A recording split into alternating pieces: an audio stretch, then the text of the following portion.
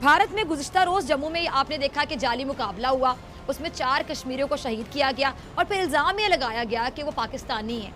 भारत ये इल्ज़ामात लगाता है। पुलवामा हमले में हमने देखा कि पाकिस्तान पे इल्ज़ाम लगाया गया था, मगर भारत सिर्फ इल्ज़ाम लगाता है, सबूत पेश नहीं कर सकता। भारत और अपने आप को कितना एक्सपोज करेगा, बेनकाब करेगा दुनिया के सामने? चाहता क्या है भारत? देखिए, भारत का काम, भारत एक दहशतगर्द रियासत है।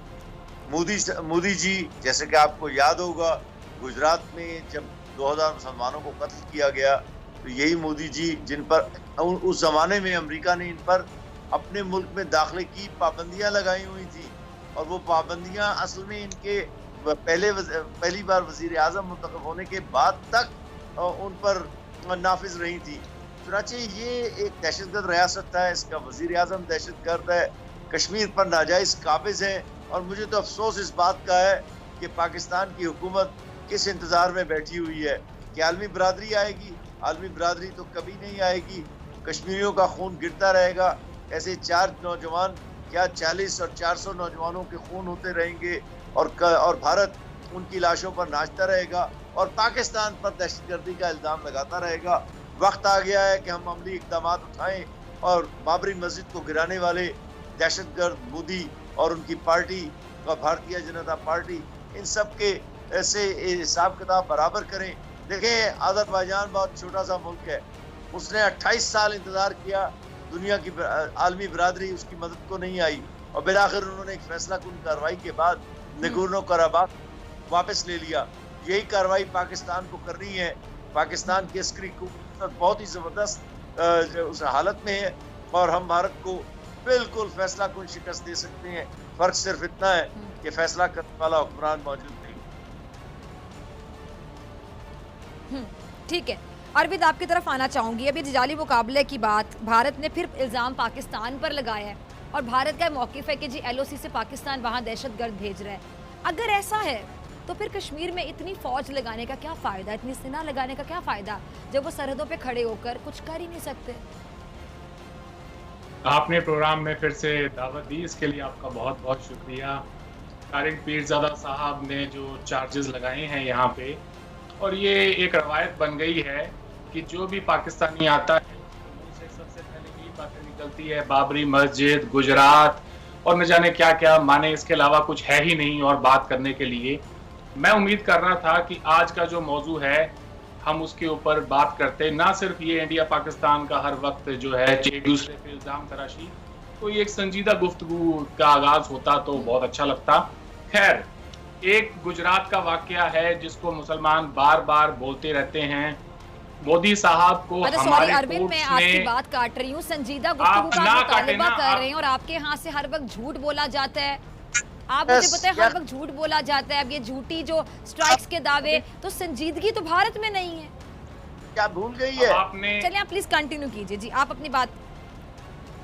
आपने बात तब तो नहीं काटी जब तारिक पीरज़ादा साहब बोल रहे थे। जब मैं ही बोल रहा होता हूँ तभी बात काटनी होती है। आपको बात ना काटें, पहले सुने, जो सुनने की थोड़ा हौसला रखें, सब्र रखें, आपको पूरा मौका मिलेगा। आप ही का शो है जी, मेरा नहीं है। ठीक है जी, चलें जी, बड़ा सब्र है हमारे, हमें। चले आप सुनाइए, हम सुनते हैं, लेकिन झूठ तो ना बोलें, गलत बात ना करें। नहीं, झूठ नहीं है वो, आपको लगता है झूठ है, झूठ ऐसा बिल्कुल नहीं है। तो एक नाथूराम गोडसे, एक गुजरात पर आपकी सुई अटकी हुई है 70-72 सालों से, उसके आगे जाने के लिए तैयार नहीं आपने है। मेरे सवाल का तो जवाब नहीं दिया ना अरविंद। आप पता नहीं कहाँ, आप खुद कहाँ चले गए। संजीदगी की बातें आप कर रहे हैं, आप मेरे इंट्रो के बारे में बात कर रहे हैं, तारिक साहब के बारे में बात कर रहे हैं कि उनकी जो गुफ्तगू है उसमें से आपको संजीदा गुफ्तगू नजर नहीं आई। तो मैंने जो आपसे सवाल पूछा कि क्यों झूठे इल्जाम लगाता है भारत पाकिस्तान पे, क्यों जाली मुकाबले करके पाकिस्तान पे इल्जाम लगाने की कोशिश करता है, मेरे सवाल का जवाब दे देना, आप बात को घुमाए ना। मैं आपके सवाल की तरफ ही आ रहा हूँ, थोड़ा सा तो मुझे भी तरमीम बांधने दे। उन्होंने भी आपने सवाल क्या पूछा था और वो गुजरात और बाबरी मस्जिद पे चले गए, तो मुझे भी हक है, मुझे भी हक है उसको रिस्पॉन्ड करने का। अगर तारिक पीरज़ादा साहब ने इस वाकये पे बात की होती तो मैं उसी पर आता, लेकिन पहले आपने जो कहा है मैं उसका जवाब दे। एक बाबरी मस्जिद है जिसका आप बार बार जिक्र करते रहते हैं। मैं आपको ये बता दूं, हिंदुस्तान के हिंदुओं के हर शहर के अंदर, हर मुकद्दस शहर के अंदर हमारे जो मस्जिद हैं वो मंदिरों के बराबर शाना बशाना खड़ी हैं। अब एक हमारा ये मुतालबा रहा है कि भगवान श्री राम की पैदाइश अयोध्या में हुई है, उस बाबरी मस्जिद के नीचे हुई है, तो एक ही जगह पे राम पैदा हो सकते हैं। हिंदुस्तान की हर मसाजिद के नीचे से तो राम नहीं पैदा हो सकते थे। तो मुसलमानों को चाहिए था कि वो गंगा जमुना तहजीब के चलते और हिंदुओं को वो जगह दे देते। अगर मसला होता आपके यहाँ पर तो आपने तो मौका भी नहीं देना था, ना कोई मुकदमा होता, ना ही कोई अदालत लगती, आपने फैसला ऑन द स्पॉट करना था, जैसा 47 में आपने किया। अब आ जाते हैं मोदी साहब पे, तो मोदी साहब को हमारे कोर्ट्स ने बिल्कुल उनको हर जो आपने इल्जाम लगाया उससे बरी किया है।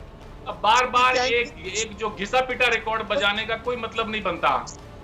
ये आपको समझ लेना चाहिए। आपके कोर्ट पे भी सवालिया निशान है, कोर्ट पे कोई सवालिया निशान नहीं है। अब नहीं कोई सवालिया निशान नहीं है। कम ऑन, एक बनाना रिपब्लिक से तो आप कंपैरिजन ना करें ना हिंदुस्तान की अदालतों का। अब आ जाते हैं आपके सवाल की तरफ। तारिक, आप ये जरा इसका जवाब मैं आपसे लूंगी, आपकी बारी पे जरा पॉइंट नोट कर लें जी कि भारत में वाकई इंसाफ है क्या, भारतीय अदलिया के बारे में क्या आपकी राय। तारिक, मैं आपकी तरफ आऊंगी, पहले मुझे जी आप कंप्लीट करें, फिर मैं अली रज़ा की तरफ भी आ रही हूं जी। बड़ी मेहरबानी। तो अब इनके सवाल का जी, भारत एक दहशतगर्द रियासत है। आपके बोल देने से भारत दहशतगर्द रियासत नहीं बन जाती है। अगर भारत दहशतगर्द रियासत होती तो यूनाइटेड नेशंस की तरफ से डेजिग्नेटेड टेररिस्ट ऑर्गेनाइजेशंस में हमारे भी मुल्कों का नाम होता। FATF में आप जो सफाइयां देते फिर रहे हैं पीरजादा साहब, वो इस बात की तस्दीक करती है कि टेररिस्ट मुल्क आप हैं। दुनिया भर की बैंड टेररिस्ट ऑर्गेनाइजेशंस आपके यहाँ पे पाई जाती हैं जनाब, हिंदुस्तान में नहीं पाई जाती। आपने हाफिज सईद को जेल में डाला हुआ है, सजा दी है। FATF में इंडिया सफाइयां देता नहीं फिर रहा, आप फिर रहे हैं जनाब। तो आप, ये बड़ा कन्वीनियंट है, मे बी पब्लिक कंजम्पशन के लिए आप बोल दें, मगर कुछ सुनने वाला है नहीं इन बातों को जी।